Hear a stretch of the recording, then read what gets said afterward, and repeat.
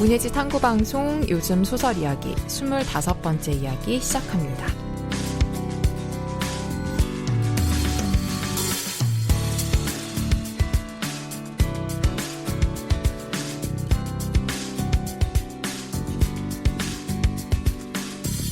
안녕하세요. 저는 해방촌에서 문학서점 고요서사 운영하고 있는 차경입니다. 네, 안녕하세요. 저는 KBS 일라디오에서 라디오 제작하고 있는 이주영입니다. 네, 오늘은 저희가 창비 186호 2019년 겨울호를 들고 왔는데요. 먼저 창작가 비평 2019년 겨울호부터 저희가 살펴볼게요. 네, 이번에 나온 창작가 비평 186호 2019년 겨울호는 사실 이번에 겨울에 나온 문예지들 중에 어떻게 보면 가장 먼저 출간이 됐던 것 같은데 저희가 좀 공교롭게도 좀 나중에 소개를 해드리게 됐는데요. 네. 일단은 특집으로는 새로운 현실, 다른 리얼리즘이라는 제목으로 이제 여러 가지 이제 비평이 실려 있는데 그 중에서 복도훈 평론가가 SF와 새로운 리얼리티를 찾아서라는 제목으로 SF 소설에 대한 이제 비평을 실었어요. 그래서 이제 굉장히 오랫동안 주목을 받고 있는 김초엽 작가의 소설집이라든가 얼마 전에 이제 출간된 정세랑 작가의 목소리를 드릴게요라는 책에 실려 있는 리셋이라는 작품으로 책에는 실려 있는데 여기에는 이제 발표 당시에 실려 있었던 제목으로 그 소설에 대한 비평도 이제 언급이 되어 있어요. 아, 나는 동쪽으로 걸어갔다. 네, 그게 이제 지구에 지렁이들이 와서 재난을 일으키지만 결과적으로는 이제 환경을 좀 복구하는 일에 기여를 하게 되는 그런 SF 설정인데 저는 되게 재밌게 읽었거든요. 그래서 그런 거에 대한 비평을 좀 참고로 하고 싶은 분들은 이 글을 찾아서 읽어보셔도 좋을 것 같고요. 그리고 시코너는 이제 고증식, 곽재구, 김경후, 성다영, 신미나, 유병록, 윤재철, 이근화, 이기성, 이도윤, 조온윤, 조용미 시인 이렇게 실려 있고요. 그중에서 저희가 지난 시간에 김상혁 시인과 함께 신미나, 유병록 시인의 시들을 살펴봤었죠. 그리고 이제 소설 같은 경우에는 이규호 작가의 장편 연재에 이어지고 있고요. 단편은 이승은, 장유진, 전성태, 조혜진 이렇게 4명 작가분이 소설을 실어주셨습니다. 오늘은 이제 조혜진 작가님 소설을 소개해드리긴 하는데 나머지 소설들도 재미있게 읽었어요. 그리고 전성태 작가 소설은 좀 오랜만에 읽는 것 같아서 반갑기도 했고 그리고 작가 조명 코너에서는 백수린 작가가 은희경 작가를 만나서 빛의 과거에 대한 이야기를 다뤘는데요. 문학동네 저번에 나온 것도 그렇고 은희경 작가에 대한 조명들이 이번 계절에 좀 많이 보이는 것 같아요. 문예지에서. 네, 저도 재밌었어요. 일부러 약속하거나 맞춘 건 아닐 텐데. 그래서 그만큼 은희경이라는 작가가 굉장히 존재감 있는 문단 내에서 그리고 문학 독자들 사이에서도 여전히 주목할 만하고 좀 중요한 분이구나라는 생각을 좀 새삼스럽게 해봤습니다.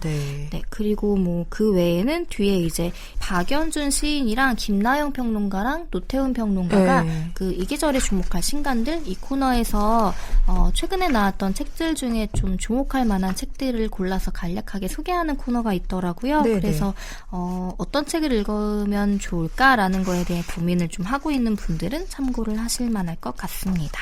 저는 또 수상소감 읽는 거 좋아하는 사람으로서 만해문학상 황정은 작가 수상소감 실려있더라고요. 맞아요.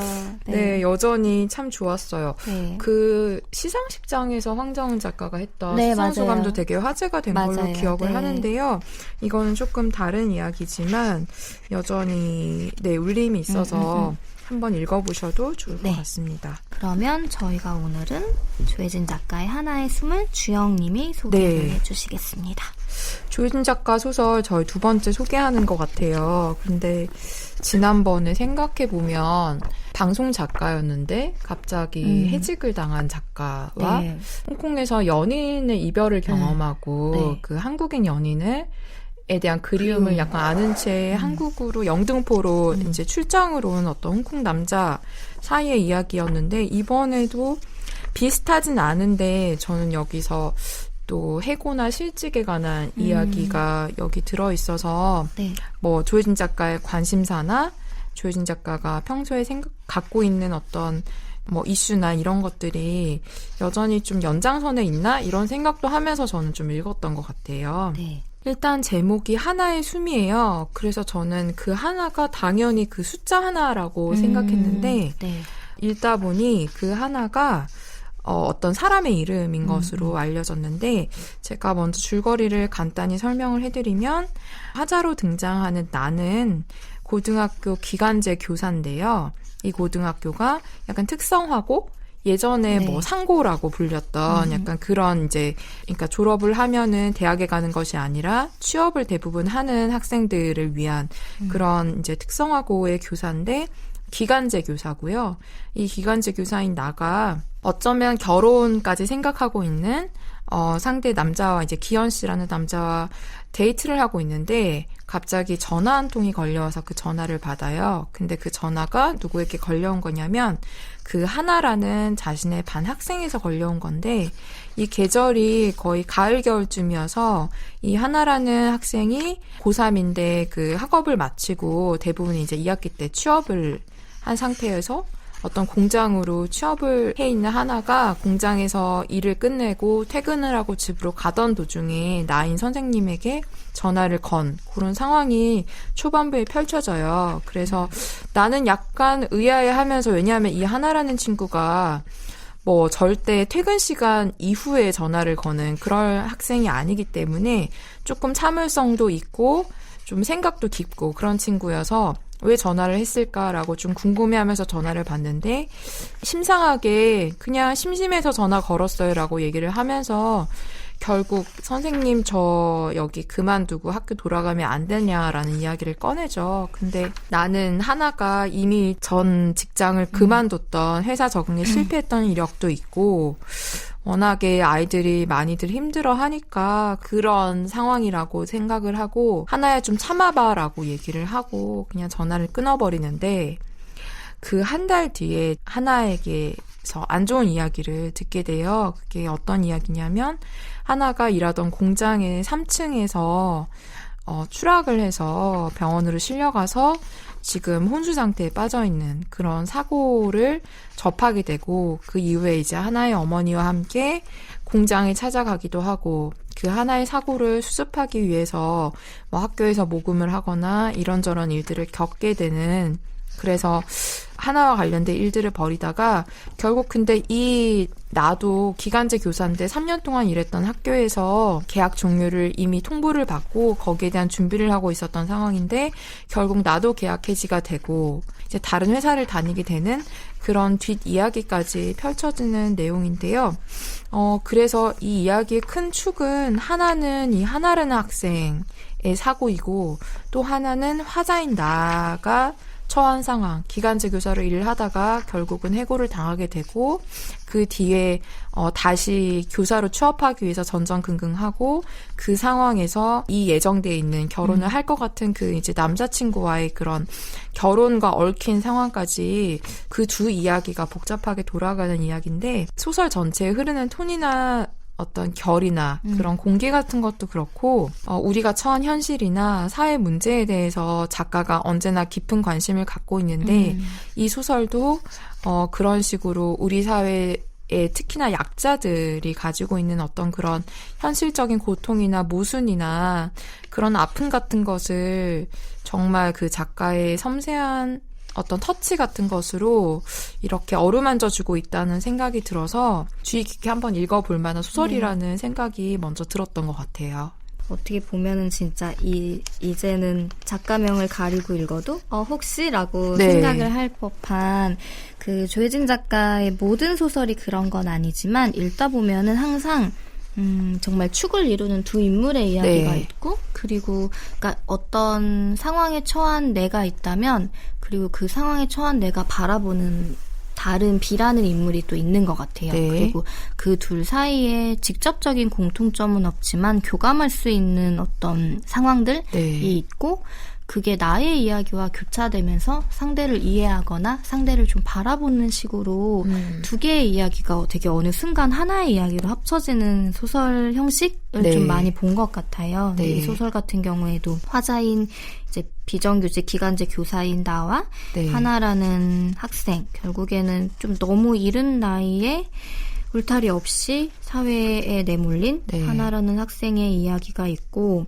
보면서는 사실 읽어보신 분들은 바로 떠올리실 법한데, 그 은유 작가가 쓴 르뽀가 있는데, 알지 못하는 아이의 죽음이라고 이 마이스터고 특성화고에서 현장 실습을 나간 학생이 좀 정황이 비슷하기는 해요. 아마 작가님도 이 책을 읽었다고 알고 있고 좀 참고를 하셨을 것 같은데, 거기서도 이제 그 회사에서 좀 괴롭힘을 심하게 당하고 구타도 당했던 학생이 이렇게 그 회사 옥상에서 뛰어내려서 생을 마감한 그런 학생의 이야기가 이 은유 작가의 책에 나오거든요. 그리고 왜 이 소설에서도 SNS를 좀 살펴봐달라 이런 이야기들이 나오는데 이 알지 못하는 아이의 죽음에 나오는 학생 같은 경우에도 트위터에 그 괴로운 심정들을 많이 써놓은 거예요. 살아있을 때. 그래서 다행히 그게 어떤 증거로 채택이 돼서 산재 처리가 된 첫 번째 사례라고 알고 있어요. 그러니까 그 직장 내 괴롭힘으로 자살을 했는데 그거에 대해 산재가 적용된 경우가 없었는데 이 학생 같은 경우에는 그게 좀 적용이 된 선례를 만들었다라고 이제 제가 기억을 하는데 그 르뽀와 연결되는 지점들도 있고 근데 거기서 더 나아가서 하나 더 이 조혜진 작가의 소설에서 짚어줬다고 생각을 하는 거는 하나라는 학생을 보호해줘야 하는 입장에 있는 교사잖아요. 나라는 인물은. 근데 사실은 나라는 인물조차 아무도 나를 보호해줄 수 없고 기현이라는 이제 연애 대상이 있긴 하지만 그 사람에게조차 자신의 궁핍한 얄팍한 경제 상황을 말할 수 없고 기간제 교사가 이제 종료될 수 있는 상황도 터놓지 못하고 상대의 어머니에게는 뭐 상고 교사라면서요? 라는 어떻게 보면 약간의 멸시를 당하는 상황들도 있고 그런 상황에서 이 나조차 지지할 수 있는 땅도 없고 아무도 울타리가 되어줄 수 없는데 하나라는 학생 그리고 하나의 엄마에게 울타리가 돼줘야 하는 상황에서 그게 결국에는 이뤄지지 못하잖아요. 그냥 계약 기간이 끝나버렸고 하나의 어머니도 그거를 듣고 안타까워하지만 어쩔 수 없다라고 생각을 하고 그 교사가 끝난 다음에는 연락을 전혀 하지 않게 되는 그러니까 이 하나의 지점을 더 들어가게 되면서 소설에서 그 은유 작가의 르포에다가 하나 더 했다고 생각을 하는 게 그거였어요. 그러니까 제가 그 얼마 전에 어떤 분들한테도 얘기를 했는데 기회가 있어서 대안학교 학생들이랑 교사를 대할 일이 있었는데 만날 일이 있었는데 그 학교가 교사분들이 거의 100% 비정규직이라고 하더라고요. 그러니까 실제 그러니까 완전 고용을 할 수 없는 아마 뭐 비인가라서 그럴 수도 있지만 뭐 그렇다고 해서 그분들이 학생들한테 소홀하게 대하거나 그건 아닌데 교사와 직접 이제 둘이 대화했을 때 느껴지는 약간의 씁쓸함 같은 게 있는 거예요. 학생들에게 더 깊이 관여하고 싶고 뭔가 더 역할을 하고 싶은데 사실 자신의 앞날이 어떻게 될지 모르는 상황에 대해서 약간 자조하는 식으로 좀 웃으시더라고요. 근데 사실 이게 학교라는 특히나 청소년들을 보호해야 하는 입장에 있는 교사들이 이 학생들과 뭐 길면 3년을 2년을 맺는다고 쳐도 당장에 내가 좀 땅에 깊이 뿌리 박힌 상태여야 누군가에 대해 더 울타리 역할을 할 수 있을 것 같은데 제가 생각할 때는 근데 그게 이 학생들에게 전혀 개입할 수 없고 책임질 수 없게 만드는 환경들이 있는 것 같은 거예요. 그래서 이 소설에 나오는 화자인 나도 그런 고뇌가 있는 것 같은 거죠. 그러니까 하나라는 학생의 죽음에 대해 일면의 책임도 느끼고 왜냐면 저 학교로 돌아가면 안 돼요라고 했을 때 그거를 좀 통상적인 어떤 투정으로 받아들였다거나 굉장히 사소한 순간이라고 생각을 했는데 그 결과가 좀 예상치 못하게 거대하게 다가오는데 자신의 상황도 돌이켜보면은 누구의 인생에 내가 얼마만큼 개입할 수 있을까라는 생각을 하게 만들 것 같은 거예요. 그래서 이 소설을 읽을 때는 좀 마음이 복잡해지죠. 이 화자의 행동이 우유부단하다고 할 수도 없고 비판할 수 없는 이유들이 있다고 보는데 그렇다고 해서 이 하나라는 학생의 죽음에 대해 끝까지 무언가를 파헤쳐줄 지금 아무도 없는 거잖아요. 어머니도 그 사고 난 다음에 회사 사람들이 와서 위로금을 주는데 그때는 이제 여기에 명확히 나오진 않지만 아마도 어떤 하나가 그 사고로 뛰어내린 것 같지는 않은 거예요. 여기서 네, 여기서 약간 모욕을 당한 그런 정황이 있고 3층에서 한밤중에 네. 작업장에서 뛰어내렸는데 그때 당시에 CCTV가 꺼져 있었고 경찰이나 약간 그런 관계자들은 하나가 직접 껐다 이런 식으로 사실 근거도 없는 이야기를 하는데 정황으로 봤을 때는 자살을 하려고 스스로 이제 목숨을 끊으려고 뛰어내린 것처럼 보이긴 하는데 어쨌든 정확하게 나오진 않아요. 네, 네. 그 어머니가 근데 처음에는 그냥 덤벙대는 딸이 좀 실수로 떨어졌겠거니라고 생각한다거나 네. 위로금을 주러 회사 사람들이 왔는데 고맙다고 거기에 또 포도를 선물로 준다든가 네. 그런 좀 말도 안 되는 아이러니한 상황들이 되게 좀 무심하게 드러나는 거잖아요. 네. 이게 삶의 어느 날 크게 비극이 찾아왔을 때 우리가 그게 비극이라고 생각을 못하고 돌이켜보면 황당한데 네. 좀 상황이 그렇게 돌아가는 것들이 있잖아요. 네. 근데 여기서도 하나라는 학생이 하나가 엄청난 이제 고통을 겪고 마음적으로 네. 그런 결정을 했거나 어떤 사고에 처해질 위험에 놓여 있었을 텐데 네. 아무도 그거를 몰랐거나 혹은 어떤 신호를 보냈는데 알아채주지 못했거나 그런 것들이 좀 마음이 아프기도 하고 생각을 좀 복잡하게 만드는 것 같아요. 그러니까 네. 이 알지 못하는 아이의 죽음에서는 여기 소설에서는 하나의 엄마가 내가 하나를 돌봐줄 수 없는 상황, 뭐 생계를 네. 위해서든 그런 거에 대해 후회하는 말들이 나오는데 실제로 있었던 그 알지 못한 아이의 죽음에서 나왔던 네. 아이의 죽음 같은 경우에는 뭐 집안이 못 사는 것도 아니었고 아이가 자발적으로 선택을 해서 마이스터고를 간 건데 근데 사람들이 그 특성화고를 다닌다고 하면은 굉장히 뭐 불우한 가정에 돌봄을 받지 못하는 가정 환경 이런 네. 거를 상상을 한다는데 그게 좀 고통스럽다는 얘기를 이 알지 못한 아이의 죽음에는 나오거든요. 네.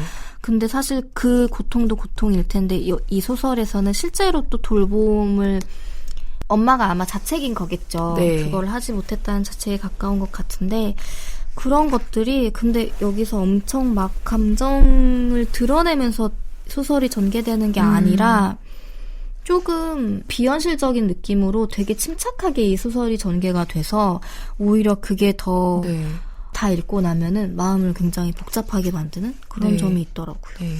근데 저는 좀 속상한 게 약간 이 비극의 책임이 1차적으로 누구에게 있는지 약간 이 책임져야 할 사람들이 결국 책임지지 않고 이 하나의 고통을 옆에서 그러니까 충분히 공감해주지 못했다는 이유로 이 결국 화자인 나가 되게 괴로움을 겪는데 그러니까 저는 이런 현실이 너무 좀 답답한 것 같아요. 작가가 그리고 싶었던 것도 저는 이런 현실이라고 생각하는데 이 작가가 당시에 하나가 처음 전화를 걸어왔을 때 하나야 좀 참아 다 그런 거야 라고 얘기를 할 수밖에 없었던 이유 중에 하나도 본인이 그런 마음의 여유가 없었기 때문이잖아요. 네. 너는 좀 있으면 계약이 종료될 거라는 그 통보를 학교 측에서 받았고 또 그동안 뭐 학교 측에서 어떤 언지를 줬던 게 아니라 힘든 일은 다 시키면서 정교사가 될 거라는 헛된 희망만 주고 있던 상황에서 그런 통보를 받았기 때문에 이 내가 겪었을 어떤 그런 뭐 박탈감이라든지 되게 좌절감이라든지 이런 것이 되게 컸던 상황이어서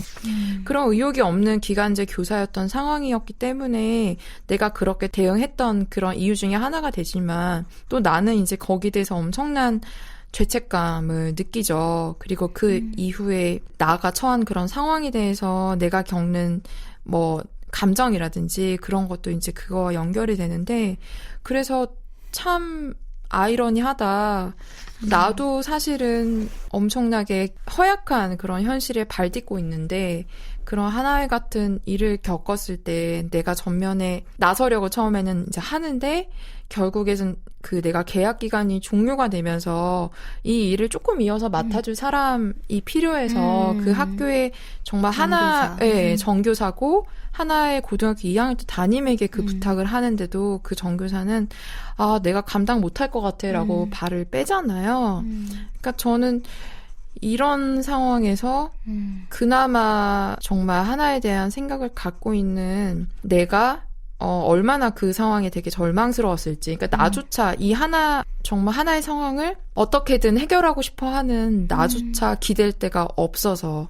근데 나보다 더 허약한 하나의 엄마가 있고, 이런 허약한 사람들의 어떤 그런 울타리가 정말 돼줄 것이 하나도 없구나라는 생각이 정말 막막하고 약간 좀 절박한, 어쩌면 절망적인 현실을 되게 잘 보여주고 있다는 생각이 들었고, 그 조혜진 작가의 소설의 공통점이라고 하면 좀 그럴 수 있겠으나, 참 미워할 수 없는 사람들이 나오잖아요. 나쁜 사람보다는 어쩌면 좀 선에 서 있는 사람들이 나오는데, 또 근데 그 사람들이 마냥 또 착한 것이 아닌 것이, 그 사람들이 겪는 정말 인간적인 어쩌면 갈등 같은 것이 여기에 나오는데, 그것도 저는 되게 공감이 됐던 게, 그런 하나의 삶에 대해서 엄청나게 안타까워하고 죄책감을 느끼고 아파하면서도 저는 그 지점이 사실 되게 공감이 됐던 게, 하나의 엄마와 함께 그 공장에 이제 가서 위로금을 돌려주려고 내가 가지만 결과적으로 거기에서 관계자를 만나지 못하고 택시를 타고 이제 돌아와서 이제 그 택시에서 그런 얘기를 하죠. 사실은 이제 얘기를 하게 된 기가 이거잖아요. 선생님은 그런 마음 잘 못 느끼죠? 라고 하잖아요. 하나가 인문계 대신 취업 잘 되는 고등학교 가겠다고 했을 때 나 솔직히 고마웠어요. 내 처지가 이래서. 근데 선생님 같은 분은 잘 못 느낄 거예요 라고 이제 하는데, 그게 선생님은 아마 정규직이고 나처럼 이렇게 어려운 경제 상황을 겪지 않았을 거라는 하나의 엄마의 짐작에서 이제 비롯된 말인데, 거기에 약간 좀 그게 트리거가 돼서 내가 결국은 저 기간제 교사예요. 저 좀 있으면 계약 해지돼서 이 학교 떠나요. 라고 하는데, 또 거기서 한 번에 더 전복이 일어나죠. 그 어머니가 거기에 대해서 공감하는 것이 아니라, 선생님이 일자리를 잃게 돼서 너무 안타까워가 아니라, 그러면 저희 하나는 어떡하죠로 이제 연결이 되죠. 네. 헤어지고 나서 집으로 와서 그 회사에 가기 위해서 일부러 이제 그 꺼내시는, 회사 사람들에게 얕보이지 않으려고 꺼내시는 구두를 벗으면서 이런 말이 나와요. 나는 인정하지 않을 수 없었다. 구두를 벗는 순간부터 가벼워지기 시작한 내 마음을. 동시에 내가 하나의 사고를 막을 수 있었던 사람들 중에 한 명임을 밝힐 기회가 이제는 다시 오지 않으리란 걸 강렬하게 예감하고 있다는 것도 저는 이 부분에서 되게 공감이 됐어요. 어느 누가 자기가 가르치던 학생이 그런 안타까운 사고를 당했을 때 어느 누가 안타까워하지 않으면서도 동시에 그 사건에서 내가 한 발 물러나 있었다는 걸 느낄 때 어느 누가 또 해방감을 느끼지 않을 수 있겠는가. 근데 결국 이런 식으로 해서 결과적으로 하나의 죽음이 묻히게 되는 거에 대한 죄책감도 동시에 갖고 있으면서 저는 이런 좀 우리가 사람으로서 약간 느끼는 겹겹의 어떤 모순된 혹은 되게 솔직한 감정들이 잘 드러나 있어서 더 이 소설에 공감할 수 있는 지점들이 많았다는 생각이 좀 들었습니다. 그래도 아쉬우면서 마음이 아픈 거는 그 아까 뒷일을 부탁하려고 했던 교사가 하긴 스스로 뛰어내린 거면 그걸 밝혀내면 뭐가 좋아지겠어. 누구 하나 마음이 편해지겠느냐고. 그러니 다들 쉬쉬하는 거겠지라고 했을 때 이 나는 그녀의 말에 긍정도 부정도 할 수 없었다. 그러니까 증거가 없으니까. 그리고 이제 결국에는 그 얘기하신 것처럼 구두를 벗고 마음이 편해지고 그러면서 일말에 좀 죄책감을 갖고 마지막에 하나가 바다에서 찍었던 정황에 대해 어떤 꿈에서 본 것 같이 그려지는 그런 걸로 끝나잖아요. 근데 사실 그걸 밝혀내면 뭐가 좋아지겠어에 뭐가 좋아지는지의 버전이 이 은유 작가의 책에는 나오는 거예요. 왜냐면 사실 이게 하나가 어쨌든 지금 혼수 상태에 빠져 있기도 하고 뭐 하나가 완전히 좋아질 수 없다라는 걸 전제로 하더라도 하나가 아니잖아요. 그러니까 뭐라 그래야 되지? 이런 학생들이 너무 많은 거잖아요. 그쵸. 근데 이 화자인 내가 지지할 수 없는 불안정한 상태의 사람이기 때문에 인간적으로 그거를 책임지지 못한 상황에 대해 괴로워하면서도 또 안심하면서도 그 안도와 고뇌가 뒤섞이는 거는 인간적이라고 할 수는 있는데 그게 정의롭지 못하다라는 거는 분명하잖아요.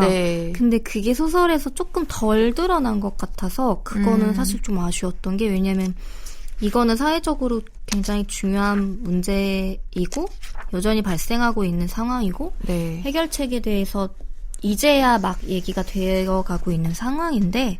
우리가 그런 안타까운 사고나 비극에 대해서 인간적인 고뇌로 이거를 끝내버리게 되면은 이게 정의롭지 못하다라는 거에 대해서 사람들이 받아들이게 되면 어떡하지? 라는 생각이 좀 들긴 들었어요. 그래서 당연히 화자인 나를 단죄할 수는 없는데 그렇다고 저는 해서 너무 가혹하다고 생각해요. 그건 그래요. 근데 그러니까 소설에서의 태도가 네. 이걸로 끝나버리기에는 제가 너무 아쉬운 거죠. 끝에 게다가 하나라는 학생이 행복을 꿈꾸었고 꿈을 꾸고 싶었던 학생인데 이렇게 돼버린 상황에서 그 꿈을 지켜주고 그 행복을 보장해줘야 하는 어떻게 보면은 성인들이 있는 거잖아요. 네네.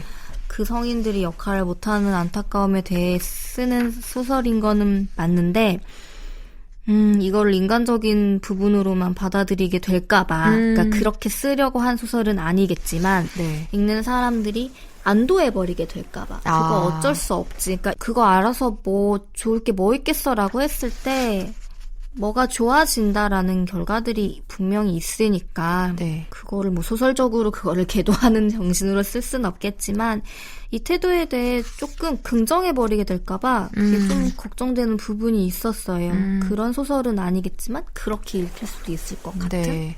근데 저는 이제 그 마지막 단락에서 그래도 내가 구두를 벗는 순간은 사실은 그런 홀가분함을 느끼긴 했지만 그 이후에 몇 계절이 지난 다음에 화자인 내가 판촉물 회사에 다니면서도 사실 이 화자는 하나에 대한 생각을 놓지 않잖아요. 저는 거기서 저게 하나의 뭐랄까 여전히 하나의 문제와 내가 연결돼 있다는 그런 의식을 가지는 것만으로도 저는 희망은 아니고 어쨌든 이 화자의 태도가 단순히 그냥 나 힘드니까 잊을래 보다는 한 걸음 더 나아갔다고 느끼는 게 정말 여전히 그 하나의 숨에 대해서 생각하고 사실 이런 얘기가 나오잖아요. 처음엔 하나의 숨이 멈추었다는 하나 어머니의 전화를 받게 될까봐 두려웠는데 다른 두려움이 생겼다라고 하면서 길거리에서 지나다니는 여고생들 혹은 플라스틱 재질의 물건만 보더라도 하나의 숨이 내가 들이켜는 숨과 섞이고 있다는 생각이 들고 내가 어쩌면 그 인공호흡을 통과한 하나의 숨을 들이키면서 하나 대신 일하고 돈 벌며 삶이 움직인다라는 그런 비참한 생각이 든다라는 저는 이 구절에서 이 화자의 태도가 마냥 짐을 벗었다라는 그런 면죄부, 자신에게 스스로 면죄부를 주는 데서 한 걸음 더 나아갔다는 저는 생각이 들어서 그런 일단 생각이 들었고 또 하나 제가 마지막으로 얘기하고 싶은 건 참 인간이, 그러니까 저도 마찬가지인데 자기만 아는구나라는 거를 뭐 당연한데 어디서 느꼈냐면 그 이제 화자가 결혼하려고 했던 그 기현 씨라는 그 상대 이제 남자친구의 어머니를 만나는 씬이 나오잖아요. 네. 근데 이제 어머니가 그런 얘기를 하죠. 갑자기 이제 자기 옛날에 얼마나 힘들게 살았는지 네. 뭐 나도 뭐 10몇 살에 서울에 올라와서 공장에서 맞아가면서 일했다는 그런 얘기를 한참 하면서 그 어머니가 뭐 그런 얘기를 하죠.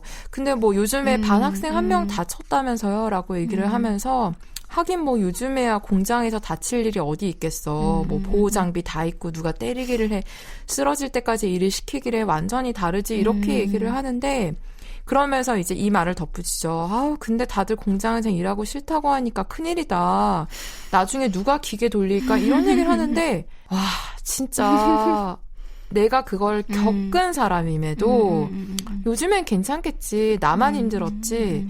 약간 근데 이게 이렇게 무심하게 말하는 것이 대부분이 이렇게 얘기하잖아요. 내 고통이 제일 중요하고 진짜 똑같이 뭐 저기 칼에 손을 베어도 다른 사람은 안 아플 거야. 내가 제일 아팠을 거야. 정말 이렇게 생각하고 많은 그 인간의 정말 이기적인 그 사고 구조가 정말 잔인하구나. 네, 그걸 한번 느끼면서 아 이렇게 얘기하는 게 진짜 실제로 현실에서 막 이런 얘기를 했을 것 같은 아 정말 잔인하다. 네 그런 생각이 들어서 소설에 등장하는 모든 인물들이 약간 총체적 난관 같은 느낌이 있어요. 네. 이 화자인 나를 둘러싼 사람들이 모두 엇비슷한 이기심과 엇비슷한 자책감 같은 네. 걸 갖고 있는 것 같은 거예요. 네. 물론 그 결혼할 뻔했던 대상의 어머니나 결혼하기로 했던 그 기현이라는 사람은 아니겠지. 거기서 좀 배제되는 인물이긴 하지만 네.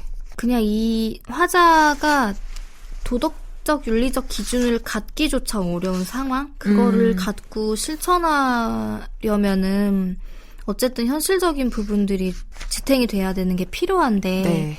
이 사람은 지금 자기의 그런 경제적인 이유들로 인해서 그런 거에 대한 판단을 내리기조차 너무 버거운 거잖아요. 네. 그래서 소설을 읽었을 때는 그냥 답답해요라고 할 순 없지만, 그러니까 왜냐하면 이 문장이나 여기서 톤이나 이런 것들이 되게 아름답게 느껴지는 소설이기는 네. 해서 그냥 읽고 있기에 막 너무 답답해 왜 이러고 살아 이런 건 아닌데 다 읽고 나면은 막 이걸 어떻게 정말 이 이걸 사람은 어떻게 해야 되나. 네. 어떻게 살려고 진짜 네. 그러니까 어떻게 보면 그 당시에 되돌릴 수 물론 없는 일이긴 하지만 순간순간 나에게 되돌릴 기회가 있었던 것들을 우리가 계속 기억하면서 살 수밖에 없다라는 거잖아요. 네. 그냥 하나라는 존재가 그러니까 지금은 완전 나와 분리되어 있는 존재이긴 하지만 내가 살아가는 순간순간마다 생각이 나고 나에게 그 정말 숨이 뒤섞이는 느낌처럼 네. 아마 이게 평생 갈 것인데 거기에서 또 할 수 있는 일이 없다라는 거 혹은 그 의지를 갖기 힘들다는 것 어떤 거를 사실 할 수 있는 일을 찾으면 어떤 작은 것이든 있을 수도 있는데 그거를 찾기조차 힘든 상황 그런 의지도 없고 에너지도 없고 그렇다고 완전히 모른 척하면서 잊어버리고 살 수도 없는 인물 그러니까 다 읽고 나면은 참 이거는 답이 없는 것 같은 거예요. 이 네. 인물들을 구제해 줄 수 있는 방법이나 이거를 뭐 어떤 사회적인 시스템을 얘기한다고 해서 이 안에서 얘기할 수 있는 일은 아닐 것 같고 이거를 결국 개인들한테 맡겼을 때 벌어질 수 있는 뻔한 결과잖아요. 네. 다 읽고 나면은 그래서 되게 마음이 아프기도 하고 그게 막 무기력해지는 게 좀 있었던 것 같아요. 그러니까 내 스스로가 굉장히 무력한 존재라고 생각되는 부분들이 있어서 좀 그런 점들이 이제 더 마음에 많이 남더라고요. 이거를 정말 이렇게 무력하게 받아들일 수밖에 없을까라는 네. 생각들을 하고 어떻게 보면 이런 소설을 읽고 거기서 조금 더 나아갈 수 있는 방법을 네. 읽는 사람이 모색을 해볼 수 있겠다라는 생각도 얘기하다 보니까 또 드네요. 사실 저는 그 알지 못하는 아이의 죽음을 읽어보지 못했는데 네네네.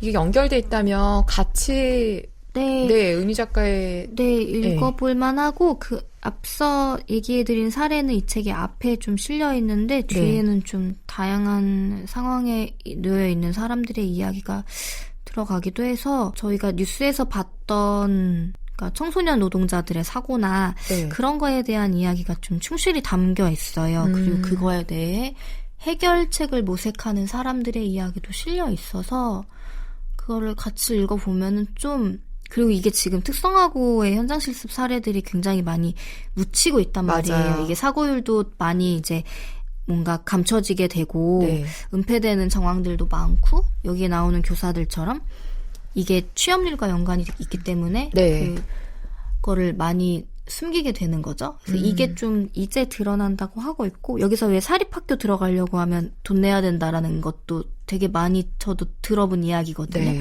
실제로 취업을 돈 주고 사는 것 같은 교사 자격증이 있음에도 근데 그런 게 정말 이게 학생들을 가르치는 학교 현장에서 일어날 수 있는 일일까? 그런 윤리적 배반을 한 상태에서 누구를 가르치는 일이 가능할까? 이런 생각들이 되게 디테일하게 들어가 있는 문장 하나 어떤 스쳐가는 것 같은 상황들에 다 담겨 있어서 그런 것들이 되게 사실은 그냥 지나치면 안 되는 문장이나 상황들이 있어서 그걸 한번 곱씹어보면서 이 은유 작가 책이랑 이 조혜진 작가 소설을 같이 읽어보시면 좋겠다는 생각도 듭니다. 네, 저 이렇게 조혜진 작가 단편 소설 하나의 숨에 대해 얘기 나눠봤습니다. 문예지 탐구방송 요즘 소설 이야기 오늘은 조혜진 작가의 단편 소설 하나의 숨의 일부를 주영님이 낭독해드리면서 저희는 다음 시간에 인사드리겠습니다. 들어주셔서 고맙습니다.